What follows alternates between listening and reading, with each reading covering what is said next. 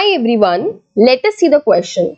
The correct sequence of anaerobic respiration in yeast. तो बेटा yeast के अंदर जो anaerobic respiration की प्रोसेस हो रही है, what is the correct sequence? तो सबसे पहले हमको ये समझना होगा कि yeast के अंदर जब anaerobic respiration होती है, वहाँ पे सबसे बड़ी उसकी आइडेंटिफिकेशन ये है कि वहाँ पे अल्कोहल का फॉर्मेशन होता है। कौन सा अल्कोहल बनता है बेटा? वहाँ पे बनता है इथेनॉल। तो सबसे पहले आपको केमिकल रिएक्शन में इथेनॉल को ढूंढना है, राइट? तो ग्लूकोज, पायरुवेट, लैक्टिक एसिड। तो बेटा ये इनकरेक्ट है, मसल्स के अंदर होता है ये वाला केमिकल रिएक्शन।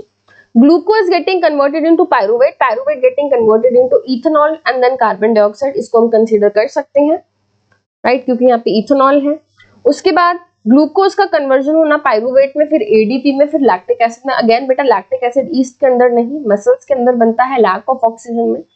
ग्लूकोज का कन्वर्जन होना पायरुवेट में, देन पायरुवेट का कन्वर्जन होना carbon dioxide, ethanol and energy में। देखो बेटा यहाँ पे भी इथेनॉल है, यहाँ पे भी इथेनॉल है, मैं किस रिएक्शन को चूज करूं? बेटा यहाँ पे जो मेरा आंसर होगा वो होगा option D, because ethanol carbon dioxide के साथ साथ एनर्जी भी तो बनती है, राइट? तो वो एनर्जी तो यहाँ पे केमिकल रिएक्शन में इन्होंने मेंशन ही नहीं करी, तो ये मेरा आंसर नहीं होगा। मेरा आंसर होगा glucose getting converted into pyruvate, pyruvate का कन्वर्जन होता है carbon dioxide, ethanol and energy में। So the correct answer is option D.